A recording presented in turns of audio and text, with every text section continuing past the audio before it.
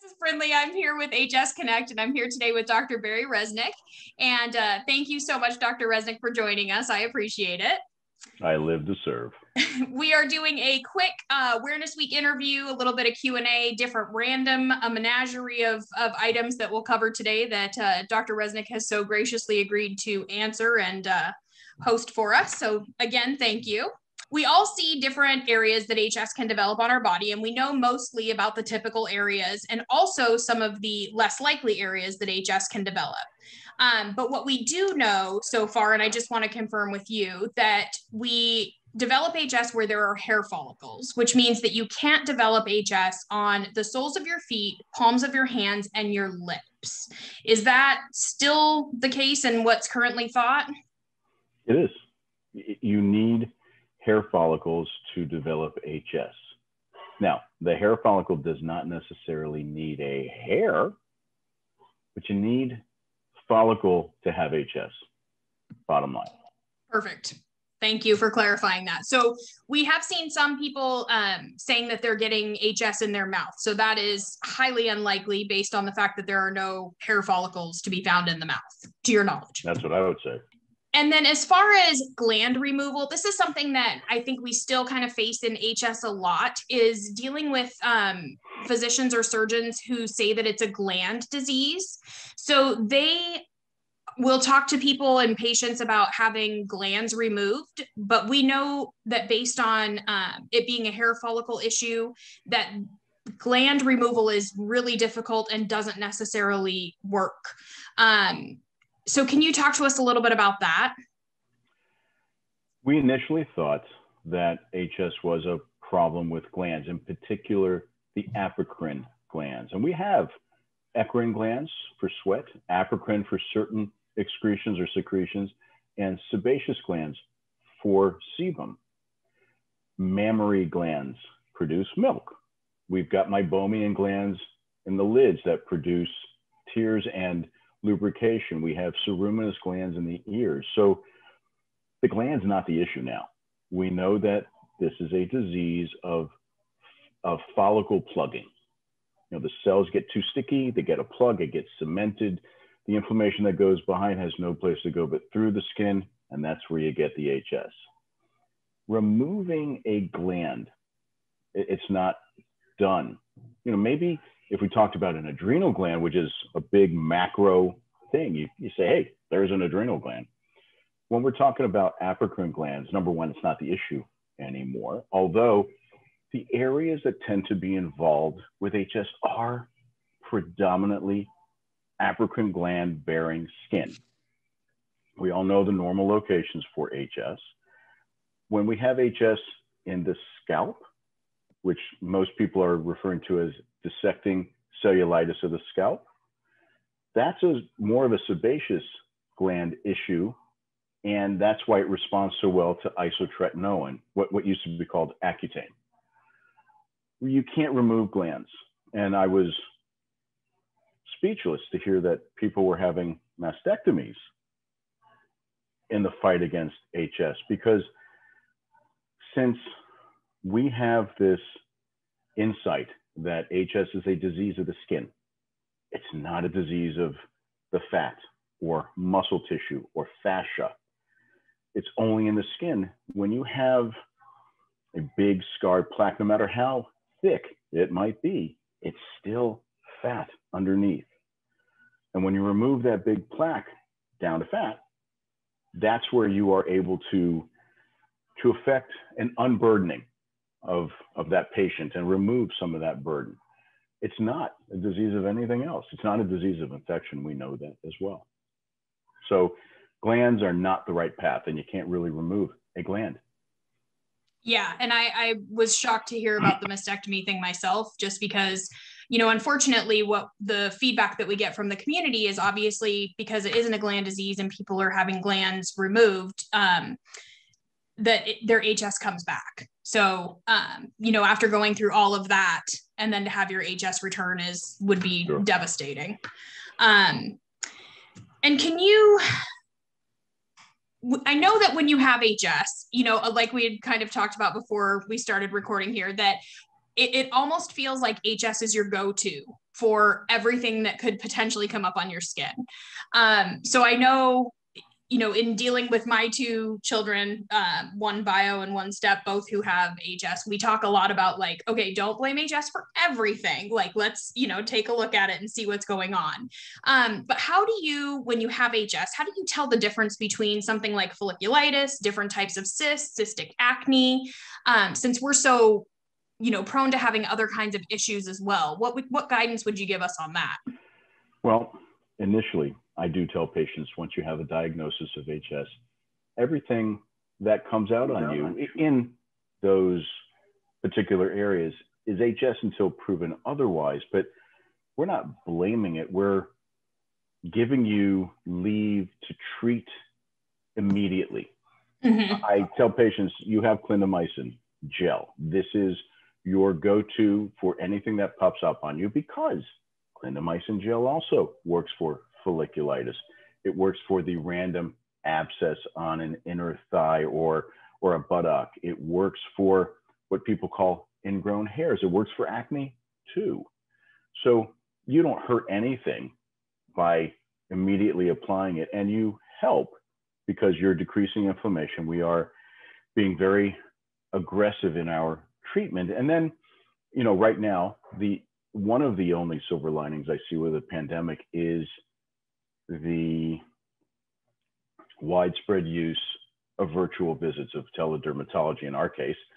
I have always done teledermatology, but it's at a cost. Now the insurance plans are paying it in parity with what you would pay if you came into the office. And that is such a liberating thing. We use a site called Clara. It's a secure texting app, and I do my virtual visits through there with video. And we're exchanging photos, we're looking at things, so I can really be very promptly present when you have a problem. I don't want to have you have a problem and a month later you get an appointment. So yes. So back to the point. The point here is that we don't want to blame HS, but we want to assume that it's something inflammatory. We want to reduce that inflammation and then get a judgment, if you will. Gotcha. So taking photos, I'm assuming, would be very helpful for these kinds of situations, so that we have those to show. And because my path is secure, I get very compromising photos, but that's the only way that I can help in a situation. Yeah. And I think as a patient, sometimes you're leery of taking photos. I mean, my kids look at my camera roll and they're like, oh, you should hide this stuff. But, sure. I mean, some of this is the way that we have to communicate, and it's a huge relief for those of us who can't get in right away, especially, if you have HS, we are kind of more frequent flyers to a dermatologist than other people would be. So it is really nice to have that option to do the telederm. So I'm really glad that you put that out there. And if people haven't taken advantage of that with their dermatologist, definitely see if that is an option, especially just because we do tend to have to go in so frequently for checkups or anything like that. Obviously, you can't get an injection via telemed, which would be wonderful one day. On it. Okay. I've always said, man, I wish I could just have that in my fridge at home so I could just handle it. Maybe one day that'll happen. Now, as far as starting out with a new doctor when you have HS, I think most of us can relate that it can be a bit overwhelming, because especially if you've had the same dermatologist for a while who kind of knows your case inside and out and has been with you through the course of your HS, starting fresh with somebody new can be really overwhelming. What advice do you offer people with HS about seeing a new dermatologist? All I can do is tell you how I deal with it when I get a new patient.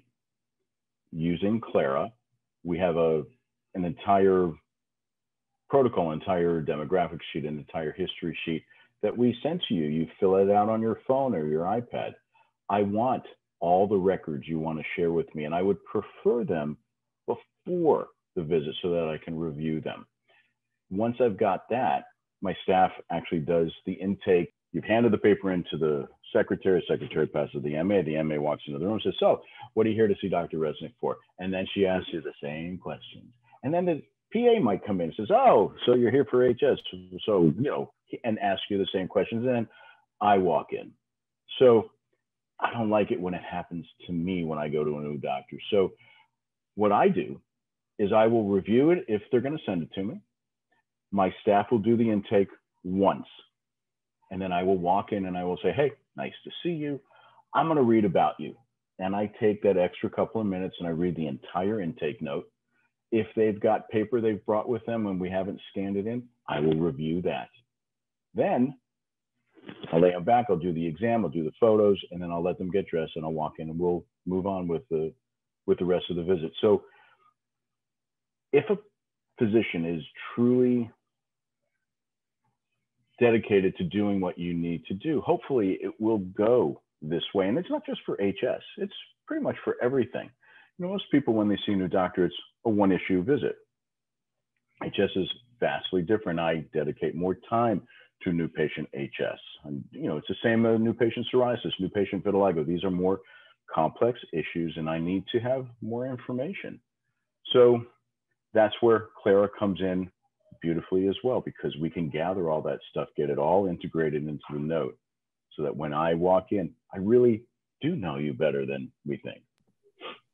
Yes. And I think many of us can say tears have probably been shed when we've lost a dermatologist that we really liked, because we know how hard it can be to find somebody. And especially when you develop a rapport with someone and they do offer you the option of coming in on an emergency basis if you do need an injection or something like that, you know, that comes from time and effort and energy developing a relationship with somebody. So it can be definitely difficult to start out without seeming overwhelming to someone as a patient, like saying, hey, this is what really helps me is if I could make an emergency injection appointment or something like that. So you know, we can come off as needy sometimes. It is what it is. One thing that I do think is very valuable, if you have a significant other, if you have a sister or brother, an aunt and uncle, mom or dad, who will go with you to the visit, because generally speaking, you're very emotional, new doctor, maybe you're at your wit's end with current treatment and there are other things that you want to do, and you're not going to remember much of what we talk about. So having someone there who can listen objectively and is not clouded, not overwhelmed by what's going on, I think is very valuable. Yeah, I think that's an excellent point. Definitely. How do you handle, this has come up just recently too, in the support groups and just in our own personal experiences. How do you deal with the pain that comes along with HS for your patients? I recognize it. I ask about it at first visit. We want to know your level of pain on a 1 to 10 scale. We want to know how many flares you've had in the last month. And we recognize that, or at least I do, recognize that control of the disease gives you control of the pain. I will freely use narcotic when it's necessary for acute pain. I live in Miami, Florida. We are the epicenter of the pill mill epidemic. And we have very restrictive guidelines on how much we can prescribe, when we can prescribe it, what wording we need to have on the prescription. We actually have to log into a website and load up the patient's information. And if it's done right, everyone who has been asked to prescribe or has prescribed will have already entered that. And it actually generates a dependency score. So having said that, I think that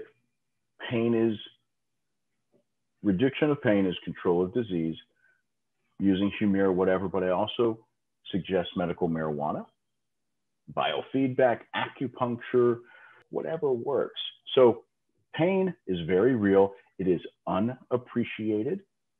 And we talk about it in the first visit because I know how painful it is. And I know that I want to get them on something to control it the minute I see them. Yes, thank you for covering that. I know that it's such a hot topic, especially with the opioid addiction issue. And it's one of those things where I think HS patients kind of get lost in the shuffle with that based on fear of overprescribing and things like that. And especially in other states that may not have as much information that's required as Florida does, you know? So thank you.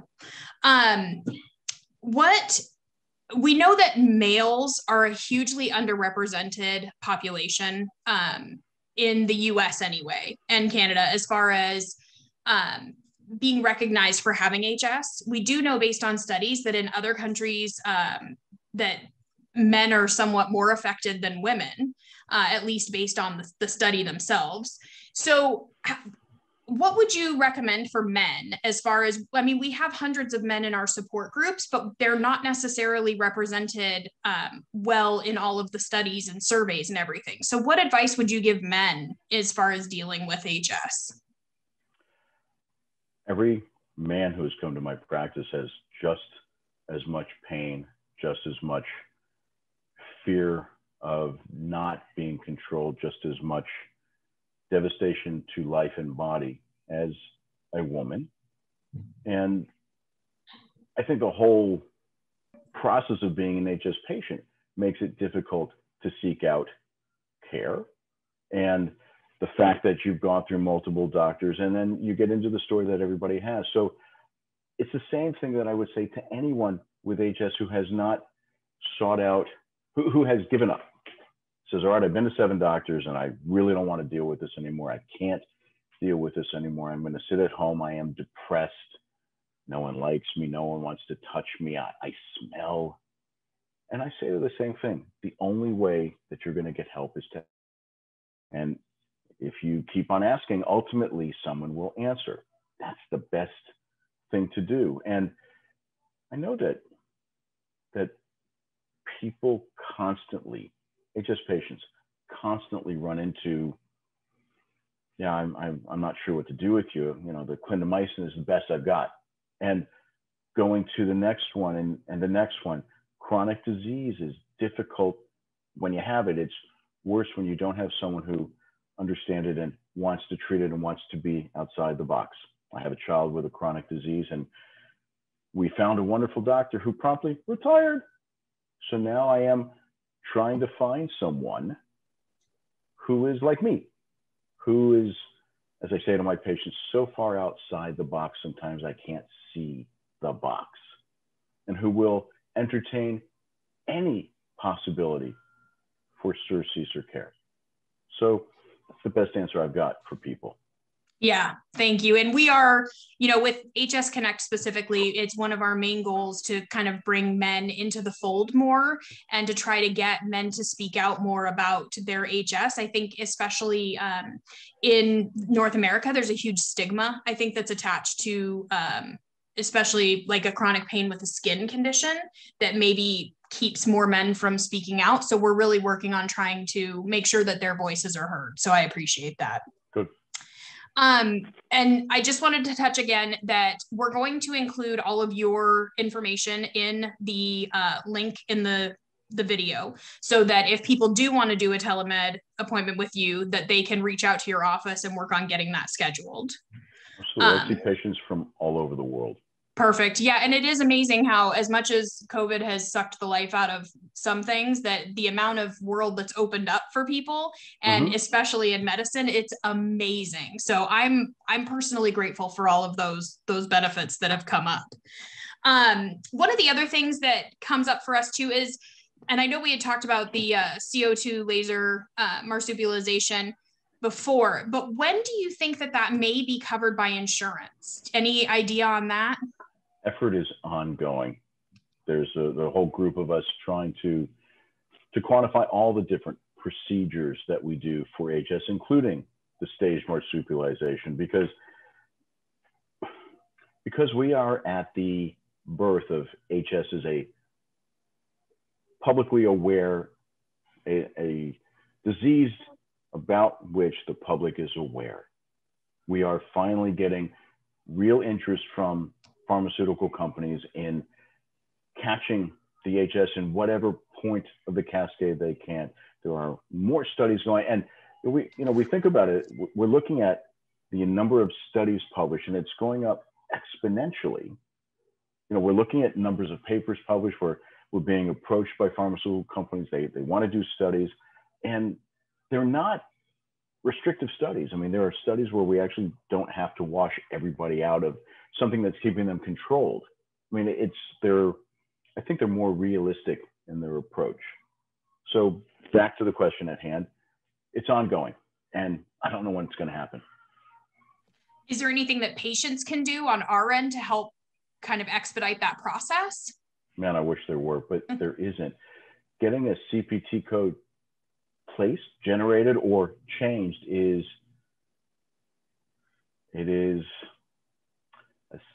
it's like Sisyphus rolling the rock up the hill. It rolls us over many more times than we're ever going to get up there. Hopefully, we'll find something that will keep it from rolling down again.